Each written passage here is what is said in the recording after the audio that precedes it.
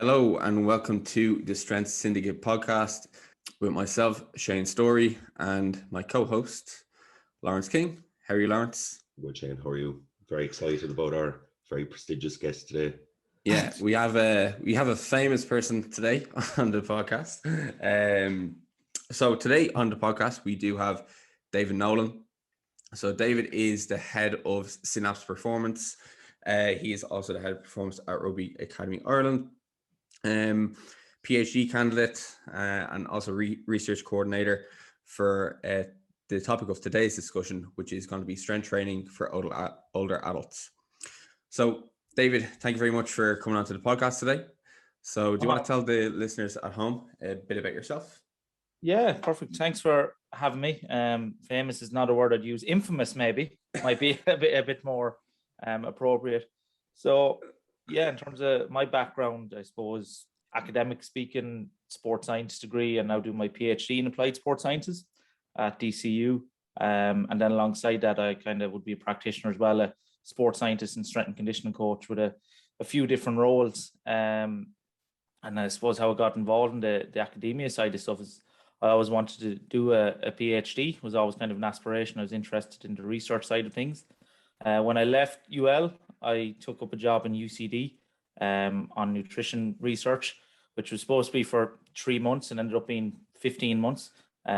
Completely different area. I studied cheese. Would you believe it or not, it was some of the effects of cheese on satiety. Wasn't all that interested in the project, but I learned a good few research skills from it. So I took that and then worked for a medical company for a while, and then got a call from Brendan Egan at DCU about a research assistant position there, and with the scope of looking to follow a PhD. So Brendan is someone I would have followed in the research in terms of, I'm very fortunate to have him as a PhD supervisor. He's probably one of the best sports scientists, if not the best, in Ireland, and also would be a world-leading researcher in the area of healthy aging, and has done a lot of this research into the benefit of nutritional and training interventions for the preservation of muscle mass in older adults. So I joined his lab, took up a role we were looking at the effect of some protein supplementation on muscle mass and more specifically kind of MPS or amino acidemia. So in older adults, which was a fish protein hydrolysis, which I can assure you now is not something you want to taste. I was just about to say, I can just imagine the smell of that, or handing that to a 60 or 70-year-old and telling them to knock that down after a training session. Yeah, and I of course, was on the guinea pigs. I had to taste the unflavored version when the company sent it in. And it's as bad as you think. It's dehydrated fish guts and bits and all dehydrated into a powder. So nice. You can imagine what that tastes like. What was the reasoning for fish? So that was the study. We're looking at marine-based proteins and fish protein hydrolysis. It's actually probably going to become one of the big supplements. I imagine that and insects seem to be the two biggest. Yeah, I've seen that. Yeah. And it's simply because it's really high quality protein. Like, it's pretty much, the research is coming out. It seems to be not far off way in terms of its bioavailability and its efficacy. And it's a more sustainable resource. Essentially, is what they're looking at, is that potentially the fish might be a more sustainable source of protein going forward.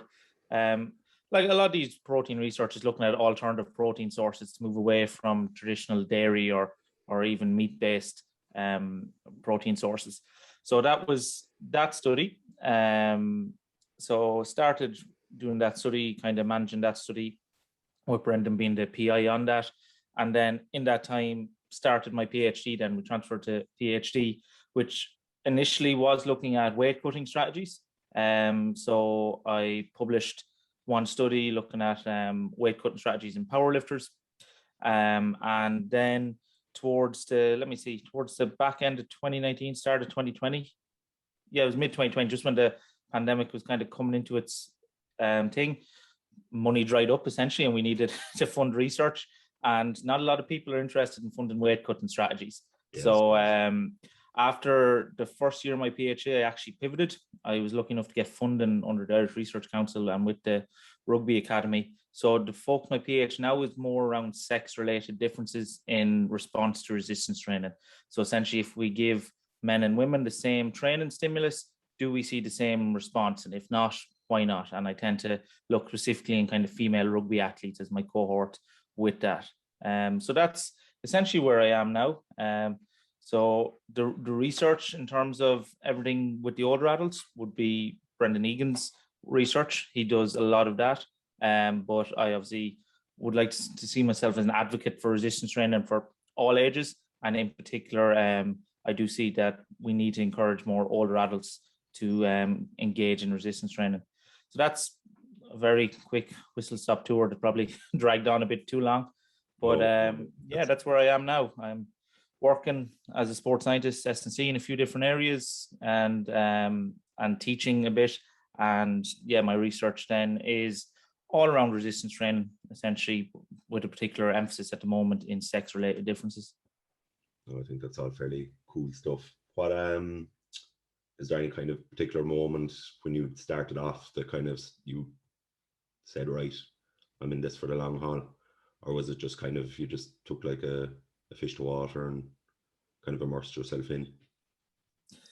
Yeah, so again, it's with the PhD stuff, and like you get people that get really impassioned about their research topic area, where I'm more impassioned about research and the research process than the actual topic, as in, and even going forward, I probably, with my own research career, I wouldn't like to see myself as a very niche specialist. I'm more of a generalist when it comes to research. I laugh, my current research profile, if you looked up my publications and the ones that are in review, is cheese, fish protein, and weight cutting, and then female athletes. It's like, it's very diverse, you could say. There's a big range there. But I suppose for you, like what you said, that kind of broad span going forward will probably be kind of, you look to build on that even more. And I think being able to go from nutrition to resistance training to special populations, it's just interesting. And it's all connected, interconnected. Yeah. Like, it's funny when I get messages from people like, oh, how do we train old people and what do we need to do? And it's the same principles, you know what I mean? The same principle. And the mistake people often make is when it comes to older adults is thinking that they have special type of muscle, or once you go past a certain age, yes, you can talk about some of the nuances, anabolic resistance and some of this stuff, but essentially it's the same thing. You still have to apply the same principles. And where people go wrong with older adults sometimes is not going hard enough, and underdosing the resistance training is the big mistake people make, because muscles are still going to respond to that progressive overload. They're going to need high levels of tension. And as older people, even if they're 80 or 90, start to get stronger, you have to increase the stimulus. Then it's like, okay, you're strong enough for that. Let's load you up. Let's keep going. So it's funny. But yeah, the PhD, at the end of the day, for me, a PhD, I think people often think it's about learning in depth of one specific area, which it is. That's you do. But the purpose of PhD then is to essentially train you to be a research scientist. That's the idea. It's a training program that teaches you how to formulate and conduct research effectively. So the skills you take there should be applicable across a range of fields then. Yeah, not just to that one really narrow scope that you've spent 3, 4, 5 years down that rabbit hole. Hopefully you'll be able to come out of it with something elsewhere. Yeah, I don't know. I definitely agree with you on the underloading of older adults. But I think an awful lot of that comes from, I think generally it comes from a good place. There is kind of a fear, I suppose, of causing breakdown, especially when you're dealing with people in the 7th or 8th decade of their life. You don't want to be the one that causes the harm. Yeah. There is kind of a real kind of shift in the zeitgeist, I suppose, of resistance training, strength training, sports science, where we are kind of seeing that just because someone is in their 70th or 80th year, if they're mobile. You can add load. If they're up walking strong enough, there's no reason they can't get under a barbell. It's I suppose it's kind of nice to see, and I suppose the likes of you are kind of making that publicly known. Trying to anyway, because it does come from a good place, because that's the thing. We forget in our own little bubble of academia, and even as S&C coaches, that we all know the benefits for older adults. Like, Jesus, of course there should be weight training, or at least resistance training, be it body weight or whatever. But at a public level, societal level, that's still unknown. People's like, that's the idea of an older person going to the gym or engaging in strength training is still very, very out there. And even we see families, it's kind of, what would you say, a social norm or something. But once someone gets past a certain age, you see people from a very good place, say their sons or grandchildren, whatever. It's like, geez, Granny, don't be lifting that. You shouldn't be lifting that. Or, no, I'll carry that in for you. And nearly anything that has a physical exertion, it's like, Jesus, you should be doing that for your granny. You shouldn't have your granny, if it's the grandfather mowing the lawn or whatever, he shouldn't be doing that. You should be out doing that for him. And we think we're helping, where at a certain level, if we're just facilitating further and further inactivity, we're actually leading to a further degeneration of their health. And, you know what I mean, muscle, as we all know, it's a use it or lose it kind of thing, that we need to encourage our grandparents and older adults, whatever, that know, and even from a self-efficacy point of view, that they know, I am strong enough to carry in a bale of briquettes or whatever it is, and allow them to do these things that cause that bit of a stimulus on the body and helps them preserve their muscle mass and strength and function as they age. Yeah, I suppose that's probably one of the kind of challenging issues around it, is like, you're not only trying to challenge the thought process of the older person, but also the people around them as well, because you might have to educate then like 5 or 10 people as to why this can be beneficial for the person.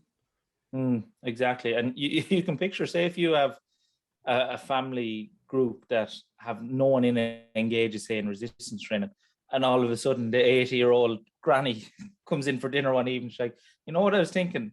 I saw that there's abs down the road. I want to go down and join abs. Yeah. And then someone looks up the abs Instagram, a grandchild is like, Granny, I don't think that place is you were. You know, it's probably, if that grandmother has in some mobility issues, weight training or resistance training is going to be what helps them. And anecdotally, we see those stories in the research, that just because someone is chair bound, that they can't get up out of a chair unassisted, they need a hand getting up out of a chair, that doesn't mean that has to remain for the rest of their life. It is irreversible, you know, and that's what we see anecdotally again and again that can make a big difference. Because when we talk about strength, the ability, like, that strength that we all take for granted, the ability to sit down into a chair and stand back up out of it unassisted.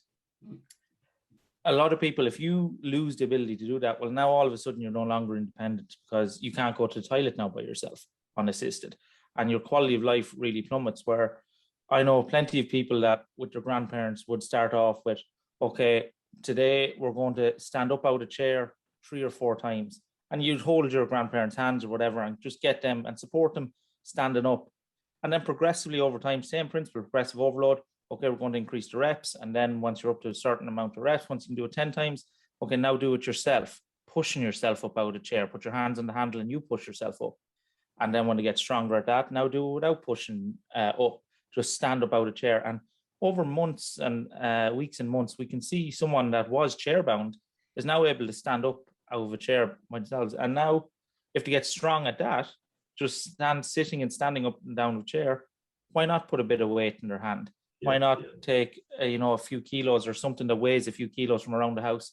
Okay, now do it this, holding it in front of you. And it's a very simple progression, that now that someone that wasn't able to sit down into a chair or stand up out of it without the help of someone else can now do it, maybe holding weight.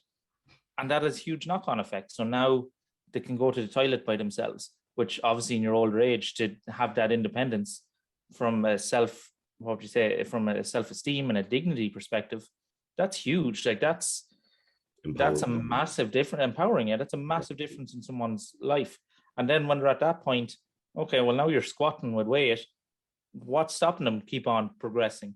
Yeah. And it's all the other things that come with it, because now if they're able to do that, their balance is improved, so they're at less risk of a fall or whatever. And it just has huge ramifications on the quality of life of that individual.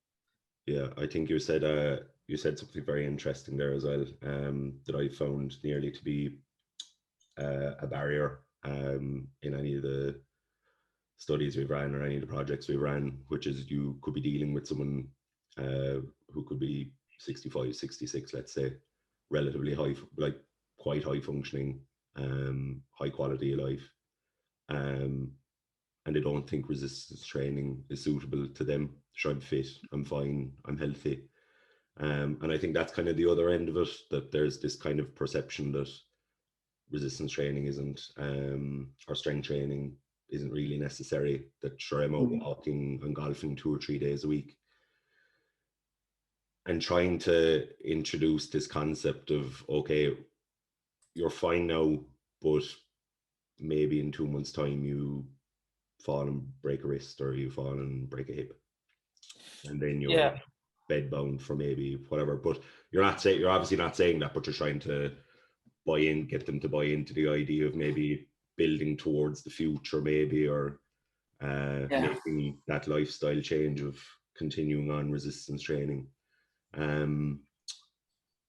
but kind of preparing for, I won't say preparing for the inevitable, but preparing for that 10 years down the line, where you could have some loss of function, you might struggle to get out of a chair, you might have a bit of bother climbing the stairs, and preventing them falling into that pre-disability, pre-disablement stage, preserving their functional capacity, keeping their strength to that necessary ceiling. I think these are all kind of things that needs to kind of, I suppose, maybe come from any kind of allied healthcare professionals. The messaging doesn't really seem to come from anywhere from them, and it's just kind of them getting the prompt to kind of hold up the placard and say, this is something you should probably be doing right now.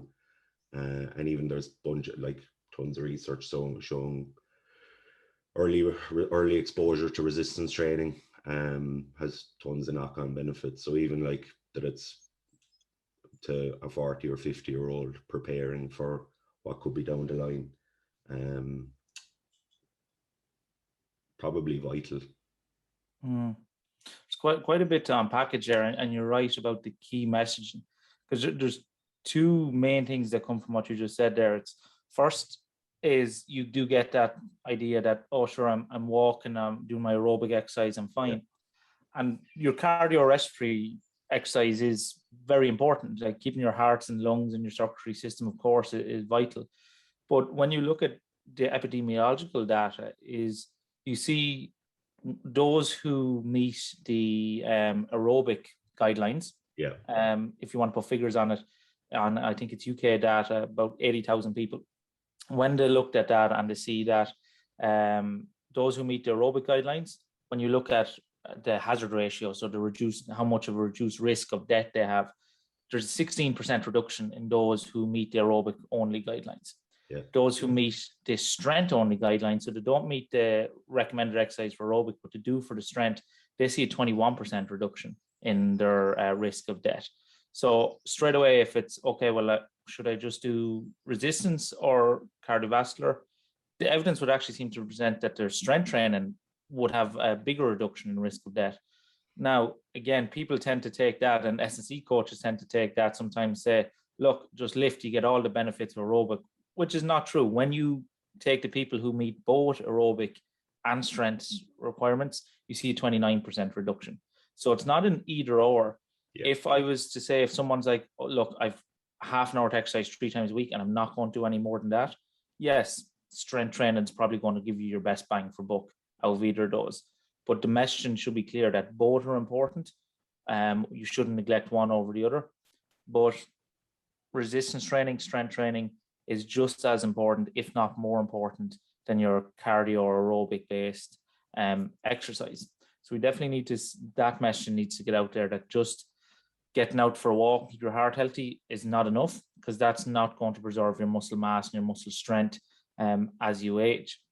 And then the second thing, what you mentioned there around this healthy aging, and that idea of preventing further down the line, that's crucial, because healthy aging begins in early life, and that is the thing. So if we look at, generally what we tend to see is our muscle mass and muscle strength peaks at 30 years of age, in around this idea.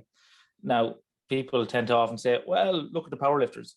You can keep going. If you keep training, we tend to see a lot of guys mightn't peak till 40 or beyond, dependent. You take a Dave Ricks kind of thing, you know what I mean? Still an animal at his age.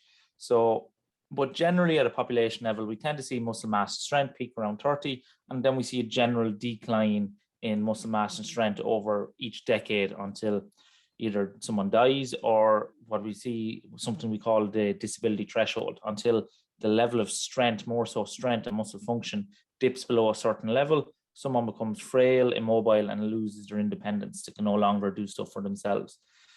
So obviously, the higher we can get that peak, if you put on more muscle mass, more strength in your adolescence and your 20s, well, then you're starting from a higher place. And for the same level of decline, you're always going to be at a higher level of muscle mass and strength going down. Is this decline inevitable? Probably to a certain degree. Like, no one's at 90 years of age going to be as strong as they were at 20, 25 or 30. But that rate of decline, you're trying to kind of flatten the slope of that decline as you flatten that curve. So you're trying to decrease that decline as you go on. And most people with regular resistance training are going to be able to maintain a lot and the majority of their strength and muscle mass as they age. Now, that narrative is sometimes taken to say, well, Jesus, I'm 50 now, there's no point in resistance training. Yeah.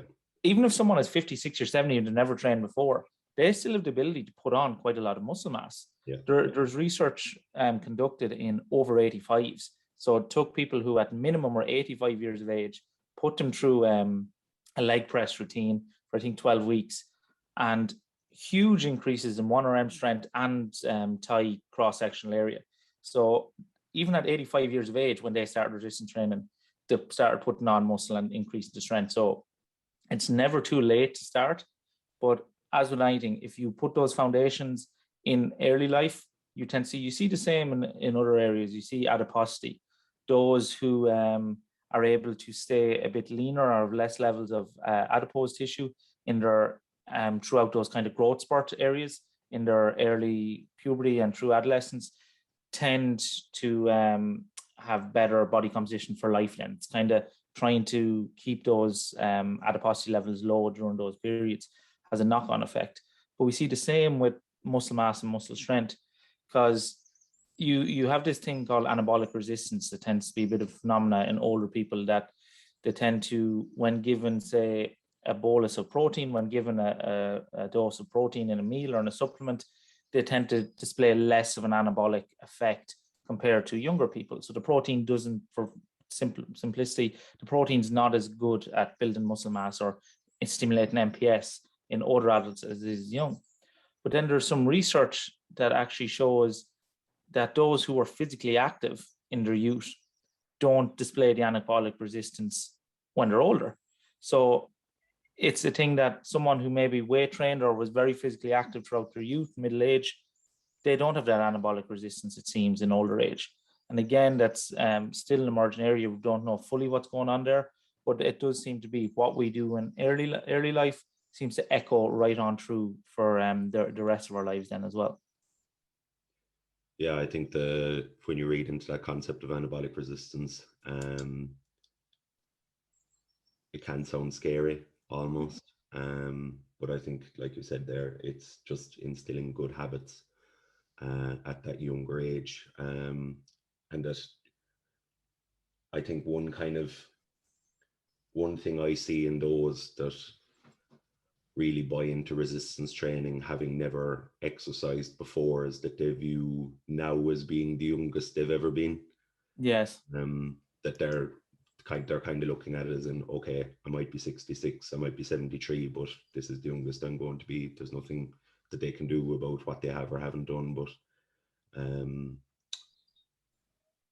it is kind of, I do kind of get a great excitement out of seeing particularly that age get involved in resistance training as well, because they do kind of take extremely well to it. And I suppose that might tie in with what you spoke about earlier, a little bit about self-esteem and self-confidence. But I'm sure you've probably seen it as well in any kind of work you might have done with older adults. It's a very rewarding kind of field. Huge time. And it's some of the, or say the consequences is that you wouldn't think of that as younger guys, we don't tend to think of. So I've seen people who engage in resistance training and say their partner come in, it's like, Jesus, we were going to have to change the car to a wheelchair accessible car. And now we don't need that car, or we were going to change the car to something that was more kind of mobility friendly. We don't need that. The ability to pick up their grandchildren. They can now play with grandchildren when they couldn't. It's these little things that maybe as young guys, we don't have the life perspective on, that we don't realize that can have a big consequence. But you know what I mean? The motivation that a lot of these people have, it's not to chase that PR. It's, you know what I mean? We care about adding 10 kg to our deadlift. They don't really care. You know, getting stronger is more a vehicle that they can enjoy the other aspects of life that are really important to them.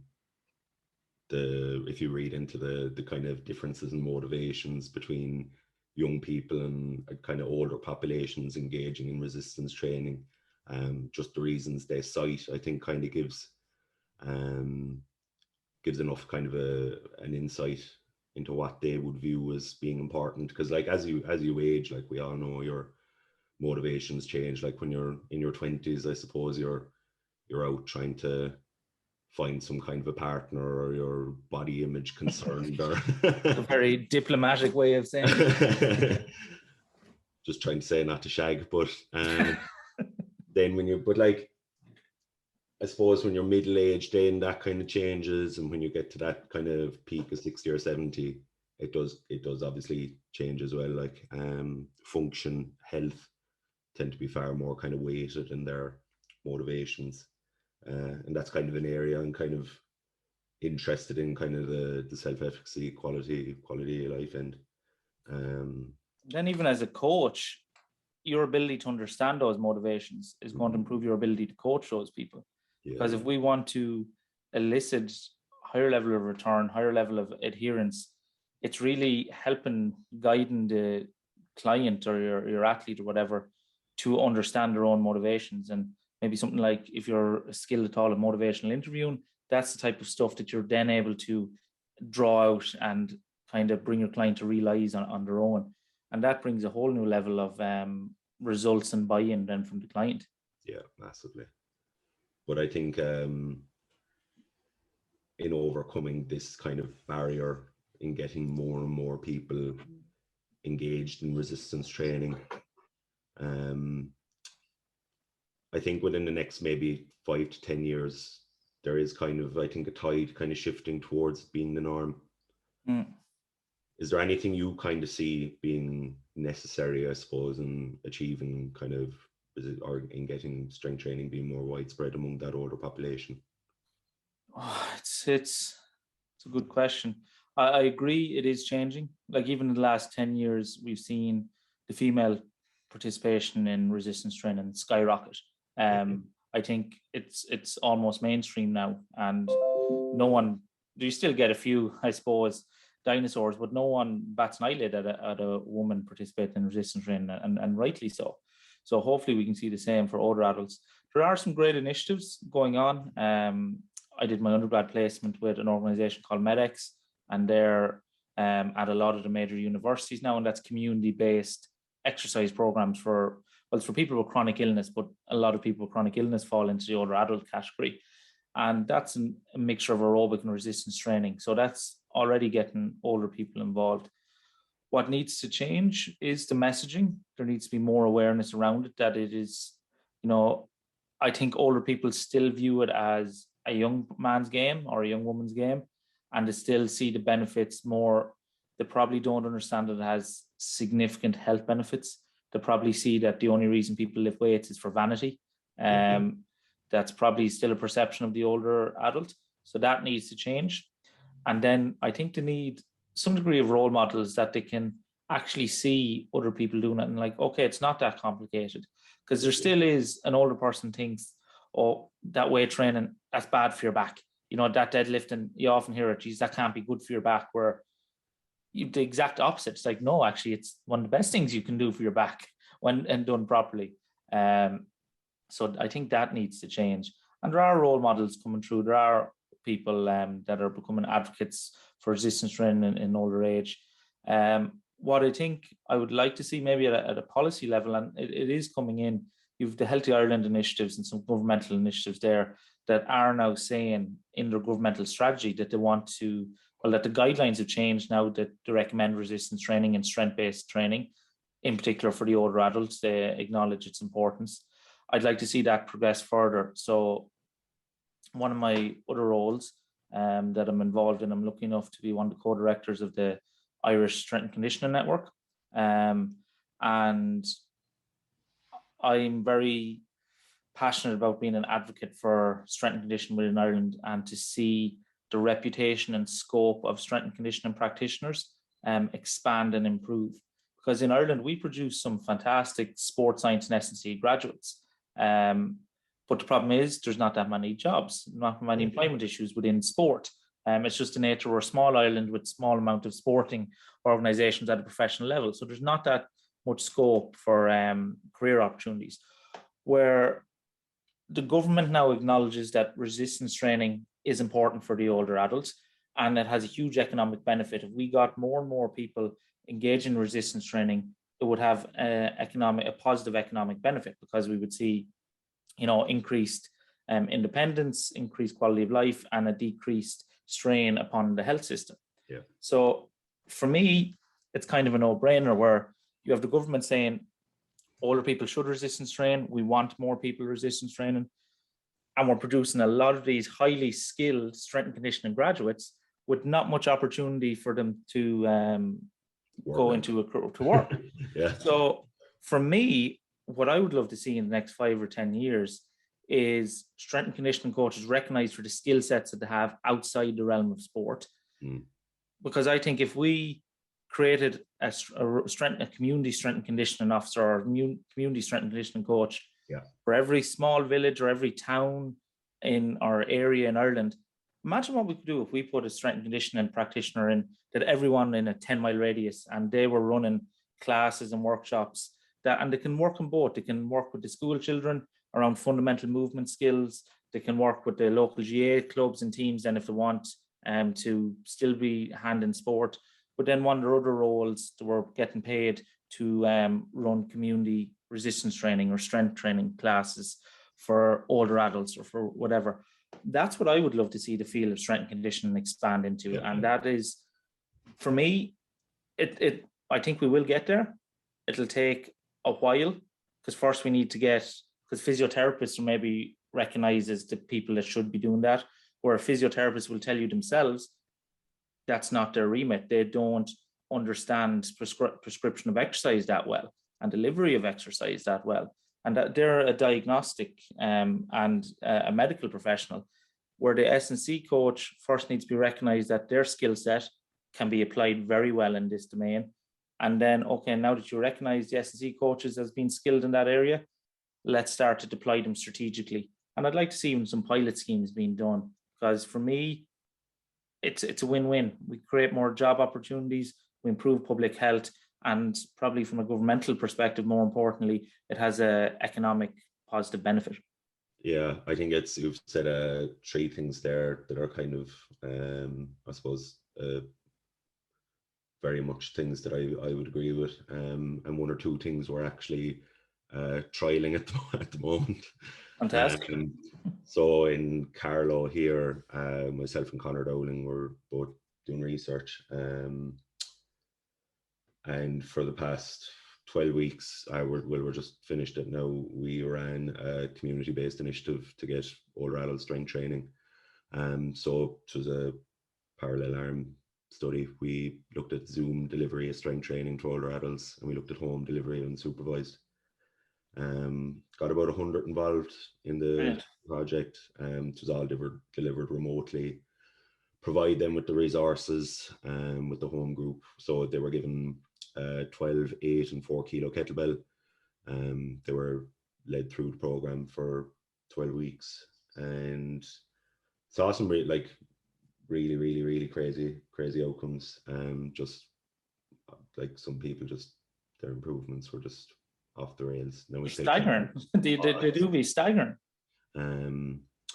So that was one. So what we're kind of looking to implement here, and we worked with the Carlow Sports Partnership.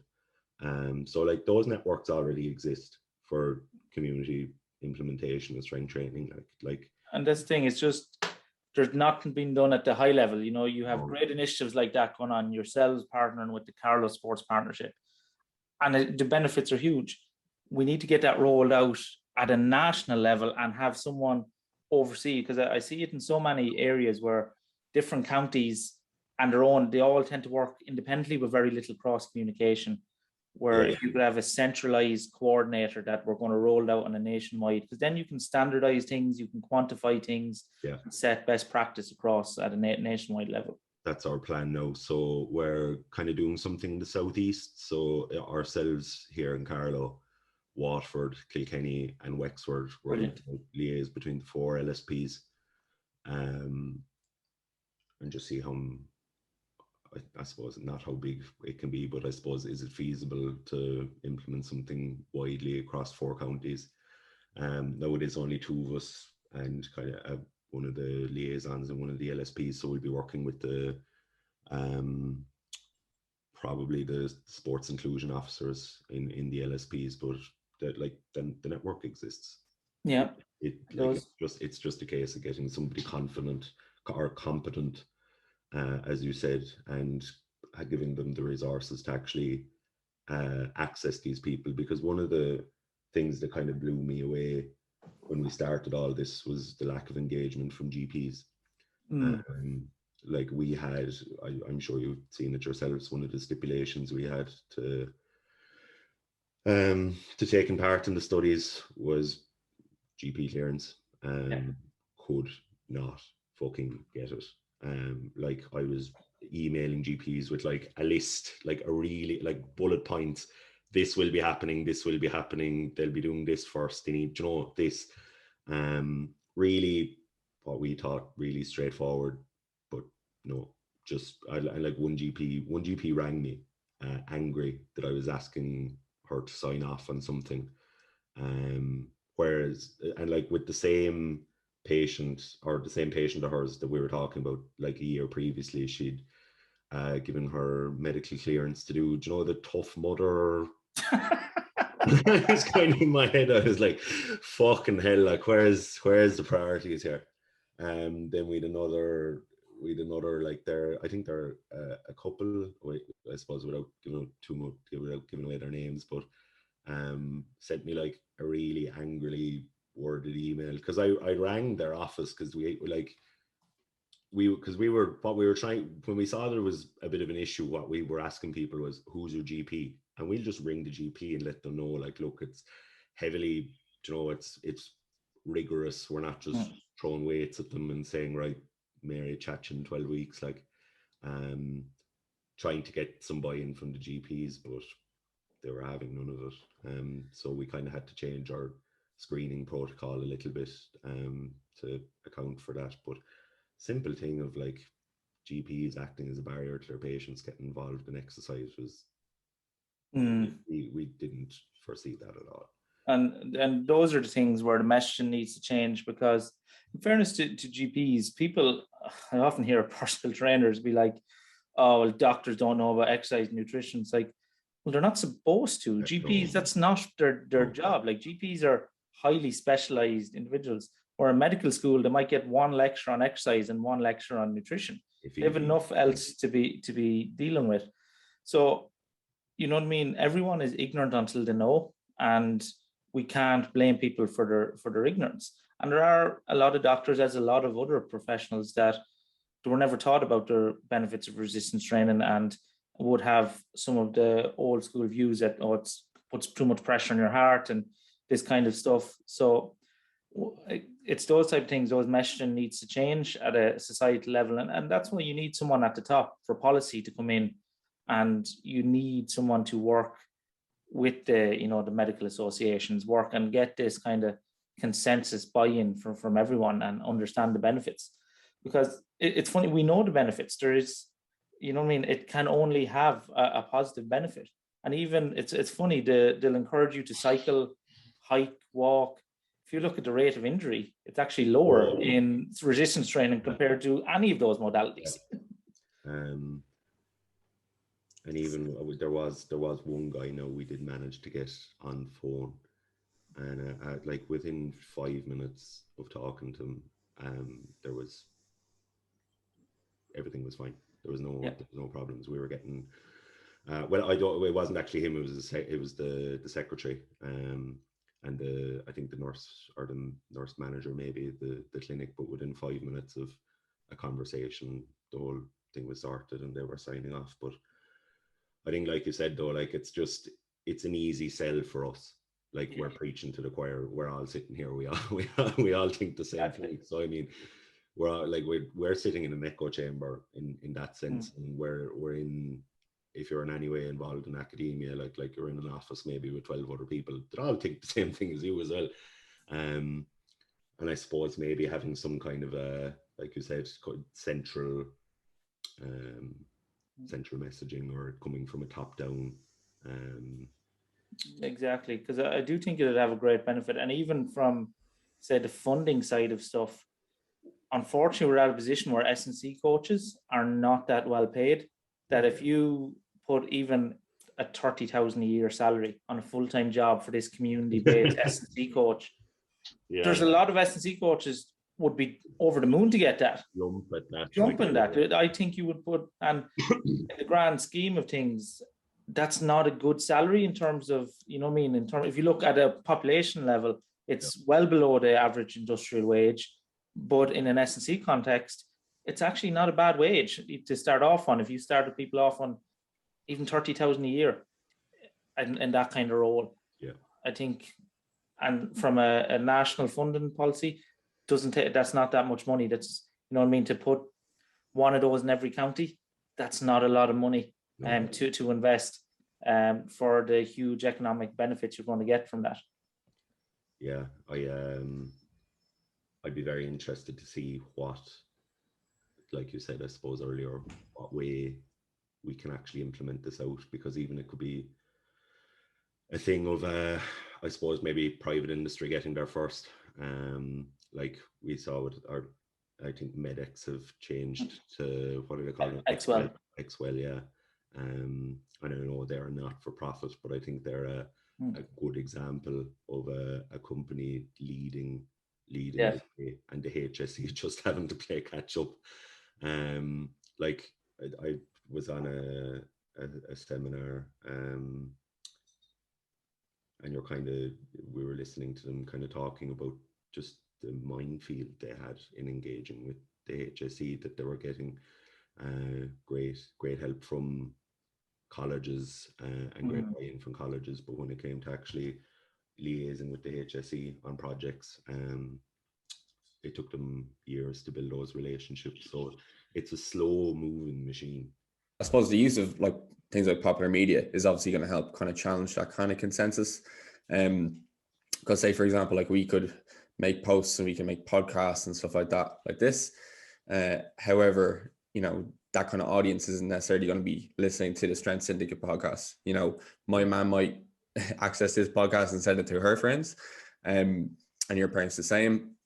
However, for example, like David, you mentioned that you will be making a TV appearance, and, you know, think of the amount of the demographic that will be watching that and see, like, you know, one of the ladies from Abs performing her squats and her deadlifts and be like, she's the same age as me. Like, why can't I do that? And even like the likes of Karen Barry, who she had a movie come out about her last year, where her kind of achievements on the world stage of powerlifting, and like, you know, that kind of stuff is only going to help kind of further the message that kind of does need to be put out through those kind of appropriate channels.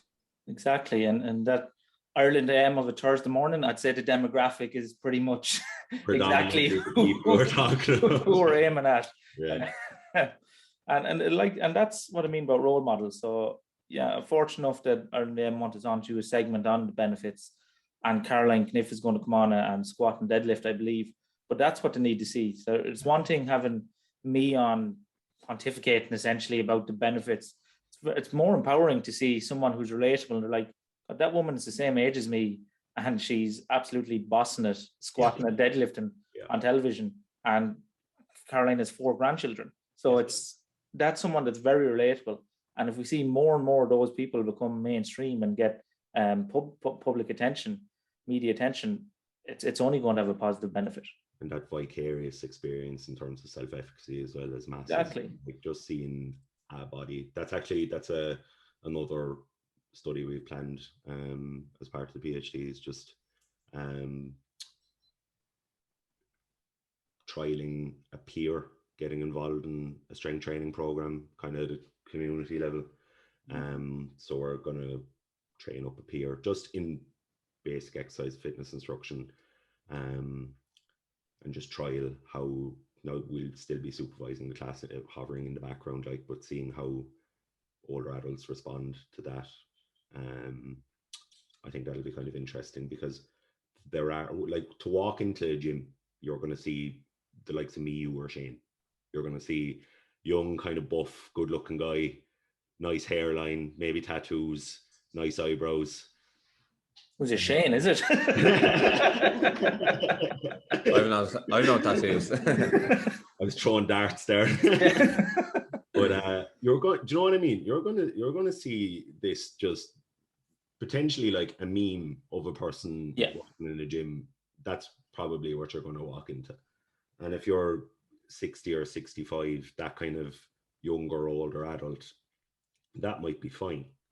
But as you kind of approach that kind of older age, you might really appreciate being surrounded by people that look like you, maybe that have similar experience. So what we'd kind of, I don't know, maybe push towards is just in this trial, is just seeing kind of the perception, I suppose, of the peer lead. Because it could be the case that maybe they look at an older person and they say, what does that person know? They've never done resistance or, you know, whatever. Whereas they might want that kind of authority lead, maybe that someone our age with our experience might give. So we kind of like to delve into that just a little bit more. Hopefully might yield some interesting results. Definitely. You need to see that peer, somebody relatable. And even with these classes and getting people, I think the community aspect is huge. That when we look at older adults, one of the, I suppose, when you look at successful projects and you interview the people who did it here and sustain the exercise, one of the reasons they often cite is the social aspect. As in the social outlet, that they can go and have a chat before and after the class. A lot of them mightn't even enjoy the exercise that much, but they'll go because they enjoy the social aspect. And that's huge. I remember one of the best images I saw when I worked with MedX and DCU was, DCU obviously has high performance athletes and Olympians, but there was one day on the treadmill on the main floor, you had one of the Olympic guys training on the treadmill, and right beside him was this owl boy in a kind of tweed jacket. And that's the funny thing with MedX. There's some of the people that come in don't like sports clothes, and they'll come in jeans and it's traditional old dub, like a jeans and a jacket, and they'll exercise resistance training that. But he was a COPD patient as well, so he did oxygen tank. So you just had an Olympian running, and directly beside him on treadmill is an owl boy in jeans, jacket, and oxygen tank walking. But it's great to see that environment that they train side to side, and both of them are just, I'm here to do my exercise, and there's no issue with that. That's just normalized, which we should see everywhere. Like, and that's what we'd like to see everywhere, that if that man came over to you with the squat rack and was like, have you had many more sets left? That, you know what I mean? That's a normal thing. You don't flinch. So that's what I'd love to see. Oh no, in regards to dress, like we had to have words like there was lads coming in like leather soled shoes, and we had one kind of old gent that would come in like a car dry blazer, car dry pants in a different color, and you'd be looking at them and you're like, how are you not fucking dying? Yeah, overheating. Oh, wearing like an undershirt, another shirt, like a big thick shirt and a jumper and the blazer, and they might have a hat on as well. And we'd have ladies that would come in then and like nearly like dressed up. They'd come in like blouses and like long coats and stuff like that. And it's just so, it's so fucking funny, like, because when you like, when someone comes in a tracksuit, they don't, they're nearly looking at them like, what are you wearing? Are you dressed like that? And we're kind of like, obviously you want them in comfortable, unrestricted clothing, like, but it's that whole thing of just, the generational view. Yeah. But the thing is, for S&C coaches, and you've probably found it as well, Lawrence, when we all get into sports science or SC at first, we dream of working at the elite level, and the elite level is shady. It's not what people expect it to be. But when you work with these older populations, and maybe not as a full-time gig, but if you were doing just a little bit of this community-based stuff, I think as a career as a S&C, you get much more enjoyment and fulfillment when doing a bit of this stuff, because the crack and banter you have in that population is just as good as in any sporting environment. I like when I was in fourth year, because I did my undergrad in S&C, I really was bought into working in elite sport. That was it. I was finishing up my undergrad. I was ready to do my UKCA. That's the route I wanted to go down.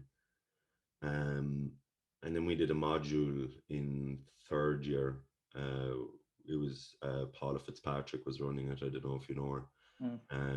It was S&C for older adults, and she just ran the module really, really well. And she was kind of showing that, like, just because, and I suppose it's a hard kind of sell to a 21-year-old that wants to do nothing, only make people bigger, faster, and stronger. But I got in there and I got kind of stuck into the class, and I absolutely just adored the whole process of working with them, of kind of seeing somebody kind of who like genuinely afraid of weights, like, as in not even just nervous, but genuinely afraid of progression, and kind of not changing their worldview or anything. You're not doing anything crazy, but at least you're kind of building confidence. You're doing the things that you kind of wanted to get involved, or you're doing the things that made you want to get involved in coaching, in resistance training in the first place. And it's definitely something that, like, when I'm talking to any students I'm teaching or anything, I suppose it's just kind of one thing I always say is just keep an open mind to your career. Like we hear of people going off, oh, he's working with Leeds United now, or he's working with Kilkenny Seniors, or whatever. Like, and I mean, that's class. That's, like, I mean, to work and to get a trusted role in one of those positions, you're obviously excelling in your field. But I think working with a population that needs good practitioners and needs highly competent individuals, I think it's kind of like you said, like, it's just, you get something out of it that you won't get from team sports, you won't get from elite athletes. And that's something that needs to change, I think, where as educators, we have a responsibility to change his focus that success out of an S&C degree or sports science degree is generally seen by how high in elite sport can you get to, where that needs to change, where success be, if someone comes out and, geez, they're running a really effective strength classes in these two counties for older adults. Funny thing is, the guy or girl that's running those strength classes probably making twice as much money as the guy that's working at the high level of sport, has better work conditions and everything like that. So that's the funny thing. But again, it's what is success like? And look, for a lot of us, we have that elite sport itch that needs to be scratched, and it's fine.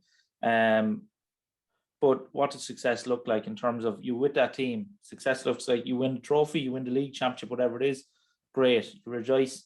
Now let's go try do it again. And you know what I mean? You end up, okay, once you've done it once, it's great and it's a good environment. But success with these other people is like, that man was going to end up in a wheelchair and now he's squatting. Yeah. And now, you know, he's living longer. His kids were going to put him into a nursing home because they couldn't mind him or her anymore. Now they're still living by themselves in their home, independent. Yeah. You know what I mean? It's that level, it's different levels of success. And in terms of longevity and fulfillment in a career, I think it can often be better. And like that said, once you get into the sport and stuff, especially at the elite level, because of the selection bias, when you get to, say, inter-county teams, what would you say? It's a very homogeneous sample. They're all pretty much the same. Yeah. In terms of, because, you know what I mean, inter-county players have a certain profile, and once you get to senior level, everyone else who didn't fit into that has been filtered out. Or yeah, you're going to have the odd exceptions. Yeah. But your programming and how you're doing stuff, it becomes very monotonous and very repetitive in terms of, for a cognitive stimulation, you get to the point where you're writing programs and you're monitoring and you're on autopilot nearly all the time. You're not being challenged. Go into these environments with these older adults, and it's a minefield, as you know, because you've such a huge variation in physical ability, attitudes, beliefs, and then throw on top of that the plethora of chronic illnesses you're probably dealing with and contraindications. Yeah, it's much more challenging then as well. And I think for strength coaches going forward with this kind of vision that I would like to see of just a community-based strength coach, that they can balance their sport with the local teams and then work across the spectrum, across kind of childhood interventions into older adults, into the sporting teams. There's so much scope, and that kind of varied role, that's something that someone could see themselves doing for life, because you don't see someone go into an inter-county team or whatever around these teams. You see very few that go in their 20s and retire there at that same level. You don't. But like what I say with this S&C network, we've discussed what success looks like. For me, success looks like in 10 years' time that S&C is a career, that people see S&C as a lifelong career and not something you do in your 20s until you hit 30, realize you want a mortgage and go do something else. You get into academia. You get into academia, or you go into private sector and something else. Yeah, but it's, I suppose, just from like Jesus, I'm sure you saw it yourself, like that. We were probably, I don't know, you're probably maybe a year or two older than me, maybe, but we got into the sports science, strength and conditioning realm at a time when the messaging to young people was do what you love.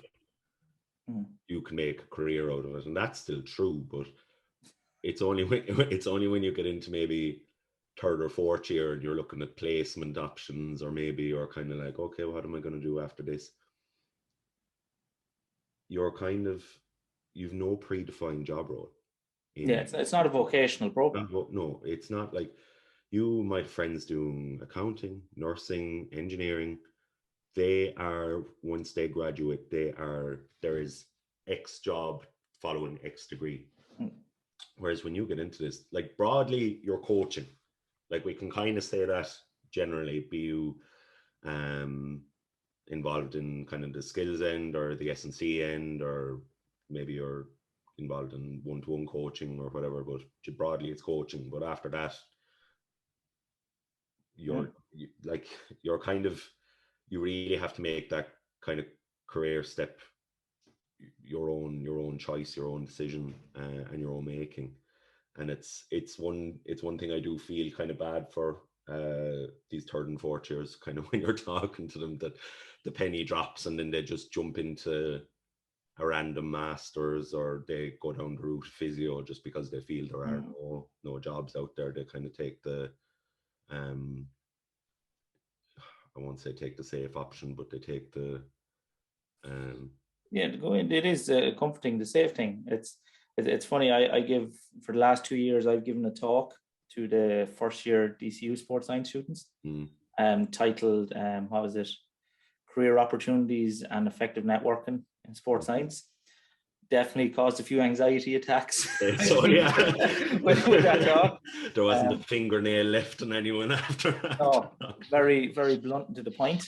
But you need that out of the gate. No point in learning that in third or fourth year. Yeah. You need that drilled into you at that point. But I would love to see it become more of a vocational thing where, no, there is roles for these S&Cs, and the S&C is valued. And this is what I mean about expanding the scope and reputation of strength and conditioning, because they do have such a valuable skill set and they can contribute. And eventually, like, the thing is, you talk to any the HSE, Healthy Ireland, like these, like, they recognize that older people should be lifting, but they're saying, okay, it needs to be physiotherapists because there's some medical contraindications. Physiotherapists, publicly acknowledged, it's not their area. You talk to them, they're like, we don't understand the exercise prescription that much. So it makes sense. Well, why not? Let's have physiotherapists and SCs work together in this community setting, or that or you're probably looking. I'm hearing this. Or the other thing I've always said is, well, okay, let's have these governmental and medical associations saying, what do these S&Cs need to be aware of? Let's make a short little certification accredited by you, and that we make sure that all these have to pass or do these little CPD thing that they understand to work with that population. Because the thing is, when you're working with that population, bar the contraindications you need to be aware of, it's still the same thing. It's coming down to the fit principles, coming down to your principles of training. It's progressive overload. What volume, intensity, and type of exercise do I hit these people with? It's the same principles working with those populations as with elite athletes. So let's take the people that are highly skilled in exercise prescription and delivery, and let them prescribe and deliver exercise. Prevention is always going to be better than the cure as well, isn't it? 100%. And the funny thing is, sorry for cutting across you. You see that so much in terms of MedX did research with it. Lisa Loughney led it up about exercise, pre-surgical exercise interventions for oncology patients. And we see this the whole time. People going into surgery, which we know older people tend to be more risk of surgeries and at falls. People who have higher levels of cardiovascular fitness, so VO2 max, and higher levels of muscular strength during a surgery have less risk of complication during the surgery and have quicker recovery time post-op. And it's the same for people with falls and fractures. Those who are stronger have less risk of complication and recover quicker afterwards. So even if those older people do end up falling or needing surgery, which they will, of course, there's going to be a certain proportion will, if they've been exercising and resistance training, they've less chance of dying during surgery and they've quicker return to full function after surgery, which is important because if an older person is laid up, bedbound or chairbound, we know that they lose muscle and muscle strength at a staggering rate. We know, I think 2 weeks, is it 10 days of bedbound, someone being completely bedbound after the age of 60, I think, will lead to the equivalent of a decade's worth of muscle mass loss. So it's that kind of thing. So and again, this comes down, if your grandparents have a fall or, slip and bang, maybe they don't fracture, bruise themselves a little bit. What's our inclination? Sit down, rest, and don't move. Where it's the opposite. It's get the up out of the chair, grandma. You need to go walking. You need to go squatting. Pull in them bags of coal there now and then I go up. Pretty much. I mean, these are the things we need to encourage. One of my grannies is 91 or 92 at the moment, and she's still pretty much out on the farm every day, looking, shoveling silage, all the kind of things that farmers do. And like, she's had a few surgeries in the last few years, like on her knees, and she's right back out there as soon as she's able to. And it's amazing to see, because I suppose I would never have really thought of the kind of implications of the manual labor she'd be doing day to day and how beneficial that would be just for her kind of longevity. Well, that's it. It's resistance training in as well. And again, like, that's the argument I use when people say that children shouldn't resistance train, or it's bad for children to resistance train. As Irish people, we see a child squat with a barbell or do something with a barbell, and we freak out. People freak out like, geez, that's not right. They could hurt themselves. You see a same child, a video of them out in the farm helping their father carrying a bucket of meal or a bag of something, like, geez, that's great. Look at that young lad helping his daddy. It's like the two of them are the exact same thing. They're picking up a load and they're moving it. It's just this perception of, oh, barbell, and we associate that with something very different. But where it's the same thing. The forces that they're going to experience jumping out of a tree or carrying a backpack in school upstairs, it's all resistance training that people have no problem with because they don't realize it's resistance training. Yeah, we've a weird Irish thing as well of really being worried about overtraining, just doing too much. Like when we kind of say to people that, like, oh yeah, John, the study now you'll be training 2 days a week, or in another study you could be training 3 days a week. Oh geez, I couldn't do 3 days a week. You know, kind of, you know, it's like, come here, it's 3 days. It's 3 days a week for 25 to 40 minutes, maybe. Like, you know, it's not that much. But if you question it, like a little bit more probing, and you find out they're out golfing like 3 or 4 days a week, they're going for a walk, you know, all of these kind of other things. But I suppose it just comes out where the priorities lie and that kind of thing. But there is a genuine fear of like doing too much. Yeah. The other thing I think that messaging needs to change, and it's just simple education for older people, that DOMS is fine and perfectly normal, and it's not equatable to injury. Because, and the same with young people, we tend to see older people that get sore afterwards and like, geez, I've hurt myself, and they sit down and do nothing, where you need to explain, no, this is going to happen, perfectly normal, it's a good thing, but the best thing to do is just keep moving and keep and on it. And we see the same in young people. I often find it very funny.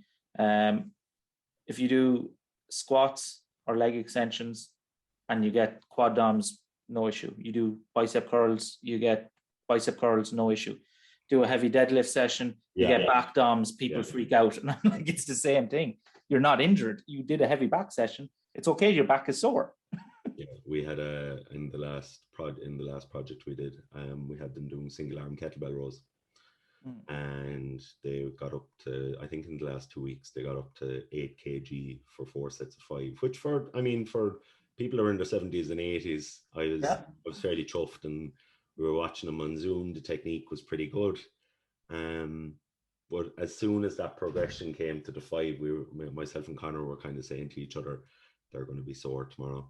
And we were getting, like, we jumped on the Zoom, that was on the Thursday, and we jumped on the Zoom call on the Monday, and it was nearly like collectively all sitting there kind of like, and as soon as someone said it, it was like a landslide, like, oh Jesus, my back was sore, my back was killing me for the weekend. And they were kind of questioning the utility of the exercise, like, and you're like, no, we are still doing this exercise. I understand, like, but then I did kind of question then as well, like, what was the kind of, for any of them that had been previously exposed to resistance training or previously exposed to exercise, the kind of, without bad mouthing physios or OTs or anything, like, but they've been told to act in such a risk averse way that when they hear somebody saying to them, like, look, a little bit of pain is fine, like we're not gonna avoid it too much, like, because it's just, and I suppose without going down the whole fucking pain neuroscience education thing, like, it's just, you're just trying to get the message across that, look, like, it's just a signal coming from an area of your body telling you to just be aware of it. It's not, that's it, and you need to appreciate the biopsychosocial model when it comes to these individuals. It's important that you understand that it's empowering. It's, you know, it shows that you are now getting stronger. And again, this is where we, I won't say lie to people, but the art of communication becomes very important. That they understand that this is fine. Like, because just like with athletes, we have different personality types, and like I often will have athletes that tend to catastrophize a bit, and they might come up to me in the gym and they're like, geez, I jerked me back there in that deadlift, and I'm like, okay. I was like, bend over, touch your toes, stand up. I was like, how's that? Like, a little bit stiff. I was like, oh, you're grand, yeah, go on. Where if I was match their catastrophe with, Jesus, what you do? And okay, well, sit down. Well, then they'll start to wrap themselves in cotton wool, where it's fascinating, because we all know, like, again, we won't go down this pain science thing, but very briefly, the same stimulus in terms of an injury or nociception in two identical people can lead to two very different outcomes dependent on their appraisal of the situation. Yeah. And we see that the whole time with deadlifts. One person tweaks their back and they're like, geez, that's a bit sore. They relax, take a day or two off, then get back into it. Yeah. The other person goes home, lies down on the couch, gets into this pain avoidance cycle, and then end up with chronic back pain for years. And it's gas. It could be the identical little muscle strain leads to two very different outcomes. Yeah. And when you say that to people that maybe only view stuff through the biomedical model, that doesn't make sense to them. Yeah. But we see it again and again. And we need to see it in these older adults that they're like, geez, my back. And even if they do strain their back, it's not just DOMs do strain their back. Like, okay, well, it's not a big deal. It happens. We'll just take it easy for a few days, get you moving, and then we get back into it. That they don't just say, Jesus, the resistance training is bad for your back, and then never do anything again. Yeah, it's that dichotomous view of it, isn't it? Like, I do kind of question that people, not question it, like, but when someone says like they're nearly dogmatic about things, they're like, yeah, you have strength training, you have to be training older adults hard, and still have to push them. It's like, I hear you, and then you have the other people then that are like, you have to be really careful, really cautious, and then like most things, it's somewhere in the middle. It's just, yeah, okay, we do have to exercise a little bit of caution, maybe a little bit more than with a younger population, but at the same time, it's just we do equally have to push them. And that's it, because, and again, for young coaches, maybe that first learn about the benefits of S&C or strength training for older adults, they can get dogmatic then in terms of their granny might come to them and, geez, I've taken up swimming, or I often see it with CrossFit. It's a great example. Yeah. Where people who have Yeah. never engaged in exercise before take up CrossFit, and they come and tell their S&C friend about it. And the first thing the S&C friend does is shit on CrossFit. Yeah. And like, no, you shouldn't be doing that. What you've just done is that person has not exercised for years, and have now taken the big leap for themselves and enrolled themselves in a physical activity program, which they're enjoying. Mm-hmm. Yes, you can argue about the merits of how good it is compared to other modalities of training, but they came and just told you that they're engaged in exercise, and the first thing you came back to them with is how they're wrong for what they're doing, and hitting them with negative stuff, where you swallow your own pride and opinion of whatever modality it is, swimming, CrossFit, whatever, and say, geez, well done, how are you finding that? And then when they're in a routine over time, say, here, do you want to come to the gym with me someday then? And I'll show you the way I kind of train. And who knows, they might just like CrossFit, nothing wrong with CrossFit, leave them off. Again, I actually enjoy CrossFit. I think it's a great sport. But Don't say that out loud. No, but they're very impressive at the top level. But you know what I mean? It's kind of the go-to one when you think of what modality of exercise can I pick on? Well, like, there's really a religiosity, I suppose, almost to, like, and powerlifting isn't. Oh, that's what I'm saying though. Like, it's like our religion, our sport, or my modality of exercise is better than your modality of exercise. Like, you see it in research, you see it in practitioners, like, that are just kind of like our, you know, like, if you read into, I know you chat to him a lot, like John Kiley, like a voice that everybody, any young, not just young, like, but any practitioner should listen to. Just kind of talking about the minefield, I suppose, of dogmatic thinking in S&C, like just that he's kind of saying, like, everything works. Don't believe that your way is that much better, or that much more thought out, or that much more efficacious than that of others. I was really sickened that I know you'd organised maybe a year or two just pre-COVID, him to do a talk, and I was sickened that never got to go ahead, because he was it was our fourth year, in a module in fourth year, we were kind of introduced to kind of, you know, he's kind of a narrative paper. On modern periodization theory. Modern periodization, yeah, really, really interesting read, like. And we were introduced to him, and he kind of, it's kind of like leveling up a little bit when you're introduced to him. And I was kind of really, really excited to just hear him talk. Like, that event. Hopefully, we will. I'm still in talks with John about whether we should do it virtually or hold out. And like an in-person event is always much better. So hopefully, towards the tail end of the year, everything going well, that event will still go ahead. Yeah, that'd be great. But he's definitely someone that I think young coaches, anybody involved in S&C should just be exposed to. I think so. And it's funny that he's seen as a controversial character. Yeah. And there's some people that are very anti-John Kiley out there. But again, I think it's maybe people misinterpreting what he says. Yeah. Or because when you actually talk to John or actually read his stuff, he's not saying anything that inflammatory. No. He's just pointing out a few conceptual flaws, or not even saying they're flaws. He's just highlighting, saying, here, I think people should maybe have a look at this and think about it for themselves. He's not saying which is right or wrong. He's literally just looking at a few things and saying, I find this interesting. What do you think? And people lose their shit over it. Hey. We find that everywhere. Like it's crazy. He's kind of painted as a weird kind of a villain, but I think like people like John Kiley says block periodization, linear periodization doesn't work. It's like John never said that. No. It's like he just said there's other ways that there's more than one ways to skin a cat. That's all he's saying. But I suppose I think it's the timing as well. That like I suppose if he'd said something like that in the 80s, probably most people would probably agree with him. But when it's kind of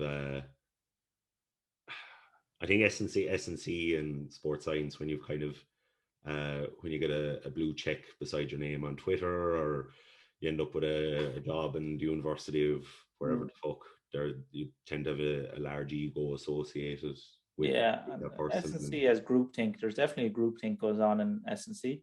Like that's my biggest gripe with the S&C field. And if anyone asks me what's the biggest issue, it's for an industry that needs to improve so much and that we have so much further to push it. We're great at absolutely tearing ourselves apart over, like literally, you have people in this industry who are public enemies and will go out and publicly talk about hating another person. You're literally, you have different views on what's the best way to lift weights. When, like, in the grand scheme of the world, when you boil it down, it's like, you're literally, that's all you're saying. Yeah. You have different views on what's the best way to get a bit stronger. And this whole feud has come out. Or what was it, the volume debate that goes on in some of the bodybuilding circles and stuff. Lyle McDonald and just this volume stuff. I'm like, this is ridiculous. Like, how this is a thing where I don't know, and just simple principles around those, and people make careers out of being in a feud about it, where in the grand scheme of the world is like, this is so irrelevant. The fact that you can get yourself emotionally flustered about this it's just difficult to fathom. It's arguments about such abstract kind of things, like the whole Lyle McDonald, Mike Israetel thing. Like Bubba seems to bubble up every 3 or 6 months, but I don't know. Then, like, I suppose I'd agree with you, but I would imagine in things like maths and physics and anything where you've that kind of like you probably have it in every field. Every field. And it's just, I suppose, for us, we're kind of pissing against the wind in terms of having any kind of cohesive community when you've two real figureheads, like real kind of people that have like massive followings, just like slating each other on Twitter and Instagram. Crazy. And it's the consequence fallout of that, in terms of there are some figures who in personal training, in nutrition, have come out as, what would you say, mavericks as such, but have built a reputation on calling people out, being very out there, cursing a lot, just being dickheads, to be honest, is what they've built a reputation on, which is fine and it works for someone and it's a great business model. But the problem is then they nearly develop a tribe with them. And they get a lot of very young, impressionable PTs, sports science students, S&C students, who then try to personify the same thing on social media. Yeah. And that has a few consequences. So first of all, if we're talking about these older adults we want to bring in, or these Gen Pop people, that's very intimidating. They don't want to come into someone like that in most cases. That's a barrier. And then secondly, and more worryingly, is that a lot of these young guys and girls develop this attitude and persona on social media at 19, 20, 21 years of age, and don't realize that they've shut themselves off to so many potential employers in professional sport, governmental agencies, all these places where if you have ever said anything political, misogynistic, racial, anything out there at all, that these organizations won't touch you. And in most cases, rightly so. But you know what I mean? So yes, probably got you a few more Instagram likes and stuff, but it's closed so many doors for you that you don't even realize. And they only realize that when it's too late, when they can't get a job. They haven't built enough for social media following as their idol, because these idols had the careers built, then became arseholes. Yeah. Not the other way around usually. Yeah. So it's just something I find funny. Yeah, it's outrage sells, I suppose, isn't it? And I don't know if you know Ross Byrne. He coaches with the Muscle Mentors. Yes. He often says, you know, we should focus more so on the things that we do agree with, any of these kind of things, as opposed to things that we don't. Because, like, you know, all sports scientists advocate for pretty much the same things, like, you know, using resistance training, nutrition strategies to improve performance or improve health. And then even like the volume intensity stuff, like, you know, we all agree at the kind of basic level that everything works essentially, like, you know, high volume, low volume, high intensity, low volume, and high volume, low intent or moderate intensity is still going to work towards the same goal. And, like, you know, as opposed to kind of trying to be at either end of the spectrum, you know? And that's a great point, because a lot of these debates where you're putting up two different styles of training, not even styles training, just little variations on how you manipulate some of the training variables within resistance training. It's not a case of one elicits strength and muscle increases and one doesn't. Yeah. It's one potentially elicits a little bit more in this population, or over 10 years. Yeah. Do you know what I mean? Yeah. It's like, yes, we can argue about there's little things that over 5-10 years are going to make a significant difference if you're an elite bodybuilder, or lead to a bit more muscle growth. But it's so what? Yeah. Most people, we need more people just to lift weights properly. Yeah. Like, we're worrying about these nuances of volume and intensity. People don't train through full range of motion. Even to say they do, most of them don't. People don't lift weights. Like, this argument of should you go to 0, 1 RIR or 0 all the way to failure, or 1 or 2 RIR. No one even approaches 2 or 1 RIR in a gym in most cases. Yeah. And you know what I mean? It's, you put, and I've done it so many times, you put a gym aware on someone. I know that for you to hit failure, I need you roughly, it's going to vary, but in around 0.2 meters a second. That's where most people are going to be. Most people can't get close to that. They don't have the ability to start grinding. Most people stop when the velocity just starts to dip. Yeah. So, you know what I mean? It's this debate for me. It's, should you go to 2 RIR or to failure? It's like, well, we need to get people just the ability to get them to 2 RIR first. Because even if you showed failure does work better, most people aren't going to do it. So yeah, it's that kind of stuff that I find crazy. But it's not that one works and one doesn't. They're all going to work. One just might work slightly better than another. But I don't really care. I'm more concerned with getting everybody doing at least one of those styles.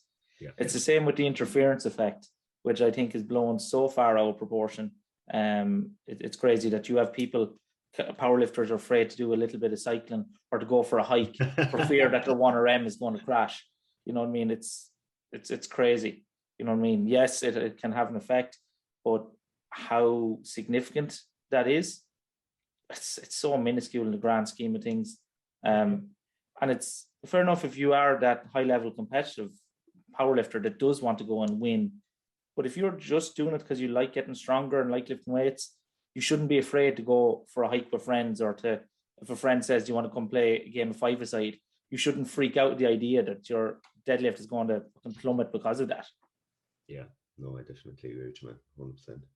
there was a lot there, I think, in that hour and a half of. I think so. Yeah. No, man, it was really great talking to you, just because like you're somebody I've probably followed since I was in second or third year. So it's nice meeting your heroes, I have to say. Going to get a pair of David Nolan pajamas now after after you were on TV.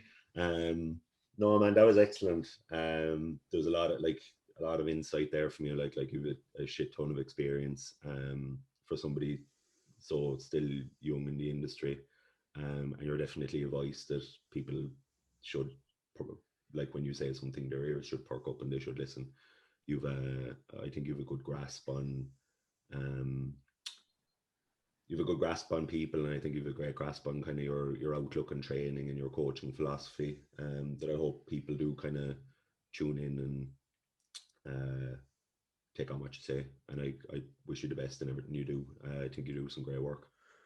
Thank you. I appreciate that. I would say I see myself more as a science communicator. Yeah. In terms of, and what I mean by that is a lot of what I talk about the research, it's can only be because of the work of others.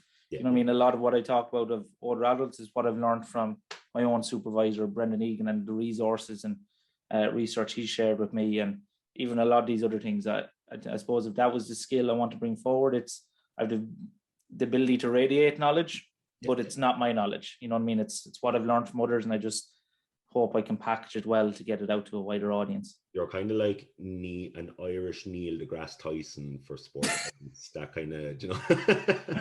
I don't know about that now, but kind of that kind of like. I'll try bluff my way into one of those master classes. Geez, that'd be all right. If you get a couple of TED Talks now, get on Rogan. I think yeah. Get down to the helix. Yeah. Give a TED Talk. Be grand. Yeah. Yes. Thanks very much, David, for coming on. It was an epic conversation. So, I suppose to wrap up, do you want to tell people at home where they can find you or find out more about your work? Sure. Yeah. So, my website synapseperformance.ie, or follow me on Instagram and Twitter. Instagram is @synapseperformance and @David_synapse on Twitter. So shoot me a DM or message if you ever want to chat about anything. Perfect. So yeah, thank you very much for listening. As always, make sure to review the podcast, leave a comment, like it, subscribe it, do what people do when they're listening to podcasts. And hope you enjoyed it. We will catch you in the next one.